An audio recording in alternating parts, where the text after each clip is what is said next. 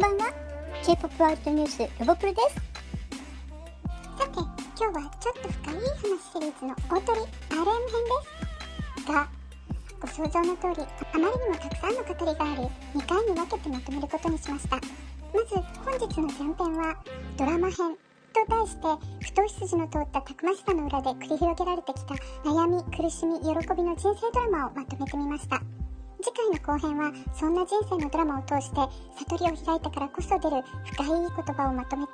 悩んだ時の私たちを助けてくれるレスキュー名言集を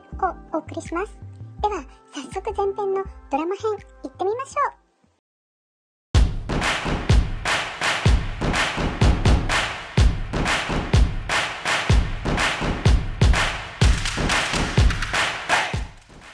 RM のラッパーとして作詞作曲家としての並外れた才能と、彼の実に幅広い知的好奇心は BTS の成長に不可欠な要素だった。 BTS が意味するもの、それは将来の理想郷と暗黒郷、境界を打ち破り大国の主導権を覆す世界規模の成功、結出する才能集団の絶対的パワー、新しき良き時代の到来、世界がつながる21世紀の体現、そして浸水させられる圧倒的カリスマ性、ジャンルという垣根をいとわぬ挑戦、形よく仕上がっていながらも内にあるものを強く訴える音楽、ことごとく希望ある時代の訪れを感じさせる。その中で RM は取り囲むさまざまな暗黒と戦いながら与える光を模索し、常に実行する。彼の二重にも三重にも意味の深いラップは BTS を甘く見ていたアメリカヒップホップ界の重鎮さえうならせ、カール・ユングの精神論から冥王星の性質まで幅広くの例えを駆使し、深みある重いテーマを操る。バター制作チームのジェンナ・アンドリュース、 RM は超人レベルのプロ根性と才能を備えている。世界クラスのエグゼクティブプロデューサーとして絶対にもっと評価されるべき人。言語や文化を超えた才能を持ち、メンバーそれぞれの個性を最高に引き出せる人物としてグループの成功に大きく貢献している。最高峰の大学を目指して必死に勉強する典型的なエリートコース生徒だった。そして自分作家になりたいと思っていた時にラップと出会った。そこからはやりたいことが何でも音楽につながっていった。欲しいマイクがあったが母親に言うと買ってあげませんと言われた。だが母はサプライズでそれを買ってくれ、はい、あなたが本当にやりたいことをやってみなさいと言ってくれた。思えばあれは僕が音楽にのめり込むきっかけになり、幸せが始まった瞬間だ。友人 P ドッグが俺に RM のデモテープを聴けと強要してきた。初めて RM のパフォーマンスを見たとき、どんなことがあってもこいつをデビューさせろという厳命を受けた気がした。社内でアイドルデビューさせるのは厳しいと言われ、ヒップホップアイドルならどうだと言い、奴にヒップホップを叩き込んだ。そして徐々にそれに合うメンバーを育てた。初めて RM の書いた曲を聴いた時のことは今も鮮明に覚えている。精選された言葉、秀逸な題材、その根底にある思考の奥深さ、韓国語を巧みに操るクリエイティビティ、どれも卓越していて17歳の少年のなせる技とは信じられなかった。これほどの稀な才能を見過ごすことはできなかった。パン PD を信じ、普通ではない道を歩むことを決めた。自分の追う夢に取りつかれ、後先はどうなっても構わなくなっていった。人生には3度のチャンスがあって、それに最後まで気づかないこともあると言われるが、パン PD が僕に会ってくれるという電話をもらった時、これは僕の人生1度目のチャンスだと確信した。準ラッパーになるという道も考えた。だからアイドルの道を歩み始めた当初は自分のアイデンティティが交錯し悩んだ。しかも受けも良くなく、ファンも少なく、結果も出せず、嘲笑の的だった。今考えればアイデンティティを見つけるには時間がかかるものだということを身をもって学べた。ラップ界だろうとアイドル界だろうと、僕の考えを表現でき、言葉を発信でき、それに共感してもらえることが大切。結局僕はそんな結論にたどり着いた。その結論にたどり着くことで葛藤は消えた。取り巻く時代も変わる中で、ジャンルを隔てていた定義や境界線も次第に薄くなり、自由になったところもある。自分の書くものが人に見てもらえさえすれば、それが自分の求めていたことであり、自分の夢を追うことになるのだと悟った。音楽を通して自分のストーリーを語り、多くの人にポジティブな影響を与える存在になりたかった。アメリカのヒップホップやポップ音楽をたくさん聴いてきたが、一方で韓国人としてアジア人としての自分らしさは何だろうとずっと考えながらやってきた。結果、それを融合させた新たなジャンルを作ることができたかもしれない。 K-POP、BTS、東洋西洋折衷音楽などいろいろな呼ばれ方をする。シルクロードで東洋と西洋の人々が互いの欲しいものを売買し合ったように、僕たちの時代でもそんな意味深い現象が起きている気がする。練習生時代は不透明なものへのリスクに全てをかけていた。ある時 J-HOPE とコンビニの前に座って空を見上げ、空が曇ってるね、僕らの将来みたいだと真面目に話したこともある。デビュー初舞台での観客の反応は氷のように冷たかった。メンバーに観客と目を合わせるなと言ったほど。夢とか希望とか情熱には何の力もないと感じていた。出てみたところは冷淡で皮肉ばかりで砂漠のようだった。お先真っ暗だったが、落ちても潰されても沈んでも先に道がある限り絶対に諦めなかった。エンノーとデンジャーは本当に苦い経験だった。正直初コンサートはただ必死にできる限りのことをやったということ以外覚えていない。あの頃は頭を使う余裕もなく体の動くままに従っていた。歌謡年歌、人生の一番いい時を語っていたあの時が、実は一番ギリギリの崖っぷち時代だった。1位は取れない、満足感もない、キャリアは積まなくちゃならないで、あの頃は絶望の底でもがき苦しんでいた。今あの時代の自分たちを見ると、うわださいと思うが、あの時はあれでも精一杯ベストと思うことをやっていた。過去と現在は別だとよく言うが、最近過去のものから意味を見つけ出すことを練習する過程にいると思っている。2016年に書いたトゥルセイ。このことは今やっと話せると思えるが、2015、16、17の3年間は僕らにとってもアミにとっても本当につらかった。あまりにも多くの人に嫌われていた。アミは僕らを守ろうと必死に頑張ってくれ、僕らはコンテンツやその他の活動を通して世間に認めてもらえるよう本当に必死で全力を尽くした。あの3年は本当に意味深い。アミの前でまたあの曲を歌いたい。アミはどん底から付き合ってここまで一緒に来てくれた。デビュー後、世間の酷評でファンが離れてしまうんじゃないか不安で泣いた。常にこんなのはファンが気に入ってくれるか、こういうのは好きじゃないだろうと話し合っていた。あの頃のことは絶対に一生涯忘れない。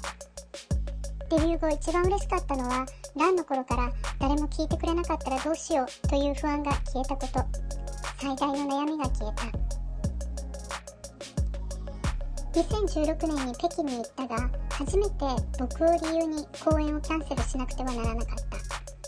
それをきっかけに突然ステージに立つことが怖くなった。楽しかったはずのものが楽しめなくなり、ネット上でいいことを書かれることがあっても、とにかく叩かれることが怖くなった。でもあの時カタルシスに助けられた。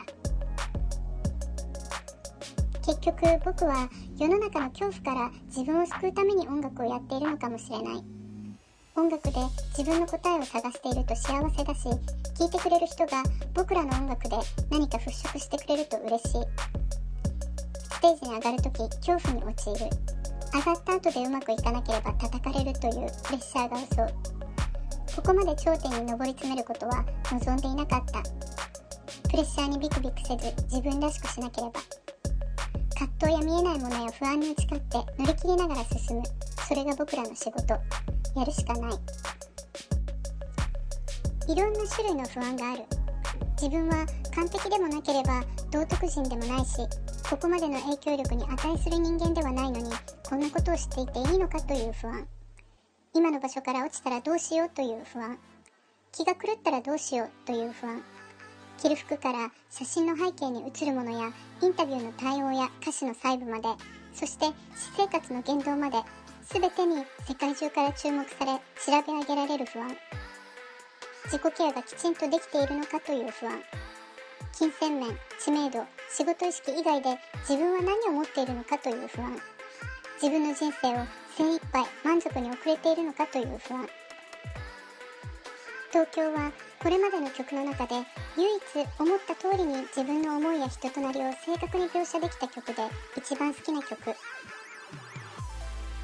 目が覚めると体はバラバラの感覚。もう出発時間。有名になり結果を迫られるピノッキオが雨よけを装備する。昔の自分が恋しいかわからない。死んで灰になれば皆同じ。嫌悪するのも愛するのも同じに感じるのはなぜだろう。ある先輩が、もしも RM が滅びてもキム・ナムジュンが滅ぶわけじゃないと教えてくれた。まだその意味を 100% 理解しきれていないが、それ以来一人でいる方法も訓練しようと試みている。でも人間結局何かに頼らねばならないんだとも思う。いろいろなものを見て自分なりに何かを考えてみたり、何かものを収集したり、自分を心地よくさせてくれる時間を持つことで気持ちが軽くなることを学んだ。そうしているうちに他人に言われることが気にならなくもなった。ブラックスファンは自分が音楽をできなくなった時やもう音楽が嫌になった時を仮定して書いた。自分が好きで始めたものを職業に選んだ以上、好きだったことがビジネスになると嫌になる時も来るかもという恐れがある。でも喜びや楽しさや感動をくれることなんだから、嫌なことがあっても進めばいいさ。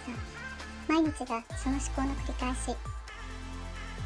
激しくパフォーマンスをすると心臓が張り裂けるかも、このまま倒れてしまうかも、死ぬかもとさえ思うこともある。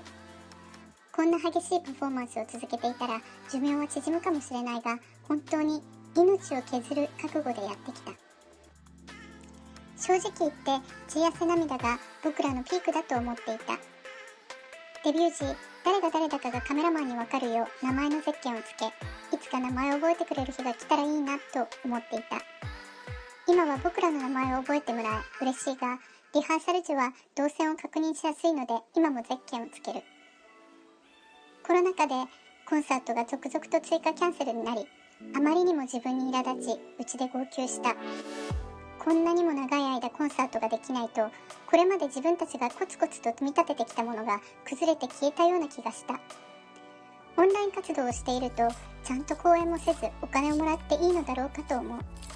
大量の汗を流し、命を削るほどのライブもせずに、アーティストとして恥ずべきではないのかと苛まれる。常に浮かれることなく最善を尽くさねばと強い使命感が湧く。そうやって這い上がってきたグループだから。僕らのやっていることや存在が外国人嫌悪というネガティブな考えを消す力になれればいいと強く望むし、少数派の人を励ましたいと願う。すぐには消えないかもしれないが、変わってくれた人たちもたくさんいる。アメリカで成功できたことはその点で大きな意味がある。様々な教会が日々壊れているが、もっともっと壊れていってほしい。これは女性のすることとか男性のすることとか分ける考えも古い。この境界を崩すことは本来意図していなかったが、男女の在り方に決め事をかざすのももうやめるべきだ。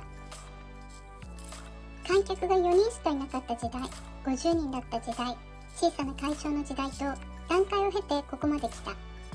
途中で挫折するアーティストもたくさんいたし、いろいろな出来事を目にしてきた。でも今僕はこの素晴らしい仲間とここに立つことができ、どんな形であれ素晴らしい経験をできていることに心から感謝する。ファンに恩返しをするにはいい音楽を作り続け、それを通して僕の真心を見せていくことだ。アメリカアーミーはラジオのエアプレイのためにラジオ局に嘆願書を送ってくれ、南米アーミーは20時間も列車に乗って僕らのコンサートを見に来てくれる。そんなファンの努力をいつも忘れず肝に銘じてお返しをする思いでステージに立つ。あるファンが BTS に会えるなんて幻のユニコーンに会えたみたいと言っていた。あの言葉が心に刻まれていて、裏で何があろうともとにかく僕らの顔を見せて特別な感動を果たしてもらわねばと強く意識する。ある友人が1ヶ月の警察官訓練で彼女と会えなくなり、待つ側の辛さと待たせる側の辛さで悩んでいた。僕の頭には僕らとアーミーのことが浮かんだ。僕らはコンサートで2時間半、狂ったかのようにエネルギーを使い果たす。それだけ聞くと僕らが体を酷使して辛いようだが、僕らを待ってくれていた側は3時間叫び続けるだけでなく、その前に長い年月を待ってくれていたのだから、想像できない辛さだ。生半可なステージはできない。パフォーマンスを通してどれほどありがたい気持ちかを伝える義務がある。どんな経緯でアミになったか、今何をしていて将来何をしたいか、どこに住んでいるかなど、アミ一人一人のストーリーに興味がある。僕らはファンからのメッセージや手紙を頻繁に読むし大好きだ。どんな風に悩みと向き合い、痛みと戦っているかがわかるから。そして僕らはみんなの苦悩を和らげるにはどうすればいいかを考える。アミの歓声を聞くとき、まるで誰かが自分の魂を抜き出してアバターを作り、自分の生きる理由を目の前で見せてくれているよう、生まれてきてよかったと思わせてくれる。僕らはアミのファン。みんなのパワーと声援に奮起させられ、パフォーマンスをするパワーが生まれる。それがなければ僕らの音楽もパフォーマンスも生まれない。アミはいつも僕らのアルバムやパフォーマンスの一部。僕らがやっていることは今までもこれからも全て僕らからアミへのファンレター。誰かの痛みを100から99、98、さらには97に減らすことができれば、それだけで BTS が存在する意味がある。崖っぷちだった僕の痛みをアミは98、97に軽減してくれた。僕らはお互い助け合っている。愛するという言葉以上の言葉がないのが残念だ。みんなのことを本当に心から愛していることを分かっていてほしい。グループで活動する上で方向性にズレが生じ、軌道修正が必要になったら、僕たちをここまで導いてくれたものは何かをもう一度考えて話し合う。防弾という意味深いグループ名も困難な攻撃に屈せず進むのを助けてくれた。実はソウル歌謡祭の授賞式という場を借り、バンタンのメンバーに一番語りたかったことでもあり、自分にとっても必要だったことをスピーチにした。つい最近、僕ら7人で活動を続けていく理由について話し合うことがあった。結局、音楽を続ける理由を考えたとき、最後には皆さんがいました。アミが僕らを求めてくれることが活動する理由なんだ。存在に感謝すると同時に、アミを支えられる存在でいられるよう、もっとベストを尽くしたい。これからも僕たちがなぜ活動を始めたのか、なぜ続けているのか、アミにどう答えられているのかをメンバーみんなに忘れないでいてほしい。7人もの個性が集まっていれば、ツアー中も思わぬことでトラブルが続く。ただ、トラブルは必ずしも苦痛ではなく、自分自身をもっと学ばせてくれるところもたくさんある。許容範囲が広くなり、人として大人になることもアーティストとして必要なこと。それに、この苦痛がなくなってしまうときは、この特別な幸福感も終わってしまうのだから、苦痛とも言い切れない。メンバーと旅行すると、不器用な僕は助けになれず、みんなに悪いなと思うことがたくさんある。でも、ああ、それもできないか、これも無理か、いいよ僕らがやるよ、と外されたくない。自分では失敗せずにやろうと思っていても、失敗ばかりしてしまって申し訳なくなる。だから、今日はサイクリングをやめて、取りつかれたように曲を書くことにした。旅行番組を成立させるために、みんながこんなにいろいろ一生懸命やってくれている間に、急いで何かいいものを仕上げたい。お前が敵だったら怖かったな。味方で同じチームにいられて、心強くて幸せだ。最高にイケててかっこいいラップ目標に衝撃を受けてこの会社に入ったが、入ってみるとこんな才能ある人にも欠点があると知った。でも今までに嫌な思い出はなく、いつも一緒に楽しく笑ってきた。たくさんのレーベルが欲しがった人材なのに、ビッグヒットを選んでくれて感謝している。期待しすぎてダメだった時に落ち込まないように僕たちを抑えながら、温かくでもかっこよく先導してきてくれた BTS の心臓。この人なしではこんな成功にはたどり着けなかった。僕はこのチームの6人全員からたくさんの刺激を受けているが、特にラプモンヒョンから一番刺激をもらっている。物事が長続きしない自分に悩む中、兄さんが仕事をするとき、話しているとき、音楽の作業をするとき、流暢に英語を話す姿を見るとき、物事を達成するための情熱と達成することで得られる自信を学んでいる。これからもずっとついていきます。本当にかっこいい人。音楽の面でも人間性の面でも学ぶことがあまりにも多い。兄さんの脳は本当に称賛に値する。どんな些細なことにもビジョンを持っているし、いろんな角度から物事を見られる人。ステージ上で男らしくカリスマ性を見せる一方、ステージを降りると抜けた人になり物を壊すところもあるが、いつもメンバーそれぞれの魅力をアピールしようとしてくれている。僕の心を深く理解してくれる。ありがとう。僕もあなたの心を理解できる人になりたい。僕の尊敬する人と誰にでも胸を張って言える人。あなたがこのチームのリーダーでもあり、僕の兄でもあることは何よりの幸運。ずっと僕の兄さんでいてね。もしもモニヒョンなしでアメリカ選手としていたらなんてゾッとする。存在自体に深く感謝する。グループとしての責任や大切なことをいつも考え直させてくれる上、アーティストとして物事を深く考えている。そんな姿を本当にかっこいいと思う。10年も一緒にいるが、いつも頼りにしている人、ありがとう。お前だからこそ BTS というグループのリーダーが務まってここまで来られた。7年でも70年でもずっと一緒にいようね。愛してるよ。僕は全世界に向けての BTS 代表役。重い責任だが人間として成長するチャンスでもある。そして舞台裏では他の6人にたくさんのことを教えてもらい、世間とうまく折り合いをつける方法も学ばせてもらっている。例えば J-HOPE やジミンはたまに僕より10歳くらい年上なんじゃないかと感じる。 BTS として歩む人生の中で人間として大きく変わった。この6人が教えてくれることが僕の大きな慰めになり、ポジティブパワーの源。僕の欠点を全てカバーしてくれるこんなすごい6人に出会えたことは幸運でしかない。ここまで来られたのはこの人たちのおかげ。特に体を使う分野では完璧なレベルのやつらがいてくれて、僕に丁寧にアドバイスしてくれるから、おとなしくして真剣に耳を傾ける。代わりに音楽の分野になると、やつらは僕のアドバイスに真剣に耳を傾けてくれる。役割分担が最高にうまくできる仲間。結果、お互いを心底リスペクトする絆がある。作曲力もすごいが、特に作詞力は尊敬する。ナムジュンの各歌詞はどれも豊かな表現力と感受性にあふれている。モニヒョンの歌詞の凄さにうなることがよくある。ゼロークロックのこの部分は歌う時に本当にゾワゾワ鳥肌が立った。0時に分身と地震が重なる時は世界が一瞬呼吸を止める。デビュー間もない頃、ラプモンヒョンはリーダーの責任を抱え、頭は苦悩でいっぱいでもその苦悩を僕らに見せないようにしていたのを分かっていた。僕はなんとか楽になってほしいと願うしかなかった。最近はとてもリラックスしていて嬉しい。その時期、一度モニヒョンと2人で4時間も1人で全部を抱えるのをやめてくれと話し合ったことがある。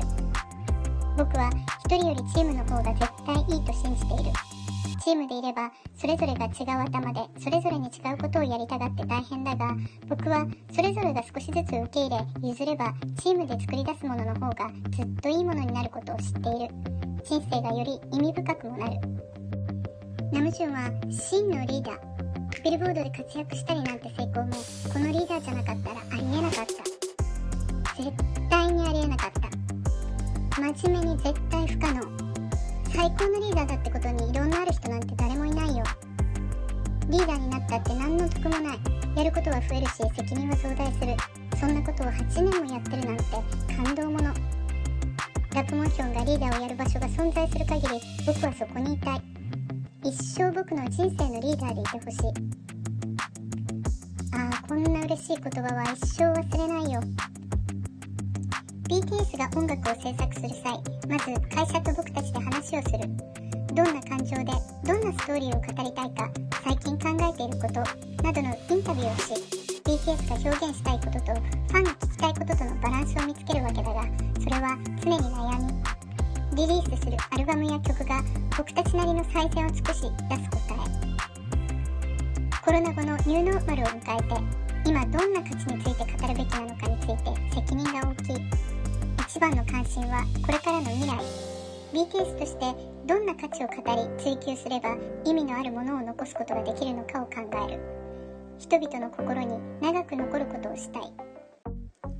パンデミックのおかげで得たものがある。それは自分たちのことを深くじっくりと考える時間だ。僕ら7人の間でたくさんのことを話し、語り合い、議論する時間がたっぷり持てた。実は僕ら7人だけでホテルにお泊まりする、そんな機会も持てた。プールで遊んだりしながら深く朝まで語り合った。自分たちのこと、過去のこと、この先のこと、会社のこと、周囲の人たちのこと、ファンのこと、何から何まで深く語り尽くした。僕めっちゃ泣いたね。シュガも相当泣いてた。シュガは蛇口かと思うくらい泣いてた。RM 兄さんが太ももを叩きながら泣いてた姿に胸が締め付けられた。BTS はまるまる一つの学校みたいな存在。BTS は僕にとっては奇跡を意味する。K-POP 界のジンクスの7年目を持ちこたえての8年目は感慨深い。グループ名に少年団と付けられたように誰もここまで長続きするなど思ってもいなかったが、これから20年、30年と続けていき、バンタンパパとかバンタングランパにだって変わっていくのもいいかもしれない。BTP なんて名前を変えて、とにかく長くやっていきたい。ロングランのグループになりたいんだ。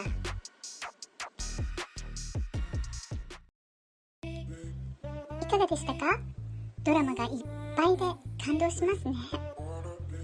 次回の後編はそんな人生のドラマを通して悟りを開いたからこそ出る深い言葉をまとめて、悩んだ時に私たちを助けてくれるレスキュー名言集をお送りします。お楽しみに。